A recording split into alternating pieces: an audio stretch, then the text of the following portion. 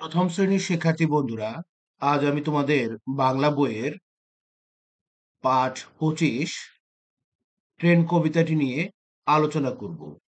শিক্ষার্থী বন্ধুরা দেখো, কবিতা ট্রেন লিখেছেন শামসুর রহমান।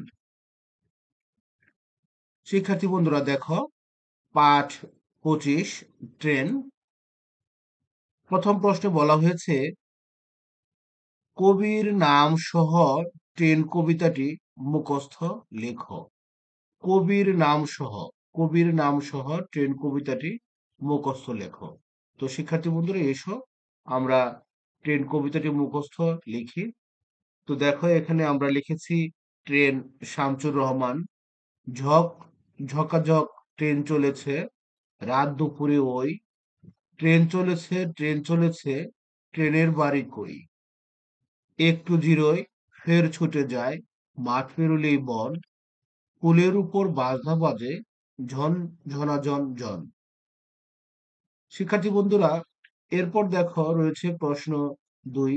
নিচের প্রশ্নগুলোর উত্তর লেখো। নিচের প্রশ্নগুলোর উত্তর লেখো। এখানে প্রশ্ন বলা হচ্ছে, ট্রেন কেমন শব্দ করে চলে। ট্রেন কেমন শব্দ করে চলে। উত্তর, ট্রেন ঝক ঝক শব্দ করে চলে। ট্রেন কেমন শব্দ করে চলে। ট্রেন ঝক ঝক শব্দ করে চলে। মাঠ পেরুলেই কি। মাঠ পেরুলেই কি। উত্তর, মাঠ পেরুলেই বন। উত্তর, মাঠ পেরুলেই বন। দেখো শিক্ষার্থী বন্ধু, এখানে বলা হয়েছে মাঠ পেরুলেই কি।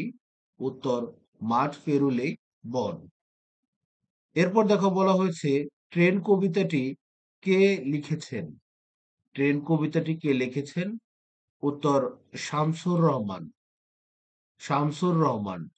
ট্রেন কবিতাটি কে লিখেছেন। উত্তর, শামসুর রহমান। শিক্ষার্থী বন্ধুরা, এখানে দেখো একটু ভুল হয়েছে। এটা হবে শামসুর রাহমান। শামসুর রহমান। তো শিক্ষার্থী বন্ধুরা দেখো, শামসুর রহমান শব্দটি তোমরা একটু ভালো করে দেখে নিও। কারণ অনেক সময় আমরা রহমানের জায়গায় রহমান কিন্তু লিখে ফেলি। তাহলে ট্রেন কবিতাটি কে লিখেছেন। ট্রেন কবিতাটি লিখেছেন শামসুর রহমান। তো শিক্ষার্থী বন্ধুরা, এরপর দেখো রয়েছে প্রশ্ন, কিসের উপর বাজনা বাজে। কিসের উপর বাজনা বাজে। উত্তর হবে কি, পুলের উপর বাজনা বাজে। পুলের উপর বাজনা বাজে। শিক্ষার্থী বন্ধুরা, প্রশ্নটি আমি আবারও পড়ছি। দেখো, কিসের উপর বাজনা বাজে।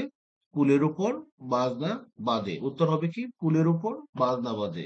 এরপর দেখো রয়েছে, পুলের উপর বাজনা কেমন। কুলের উপর বাজনা কেমন। কুলের উপর বাজনা কেমন।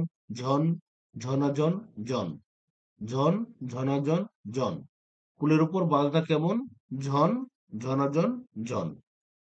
তো শিক্ষার্থী বন্ধুরা, এরপর দেখো রয়েছে আমাদের তোমাদের জন্য শূন্যস্থান পূরণ করো।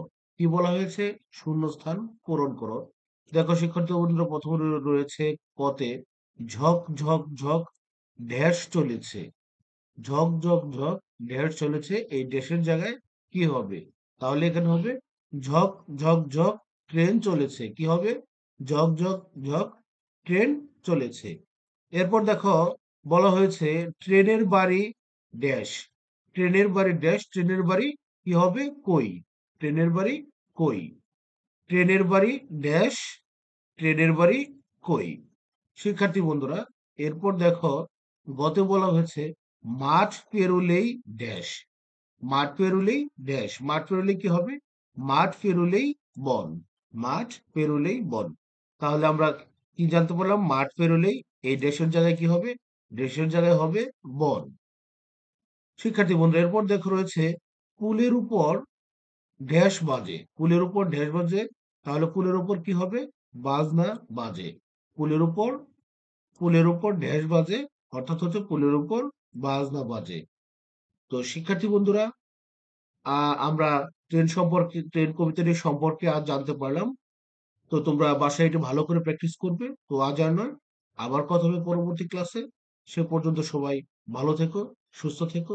আল্লাহ হাফেজ।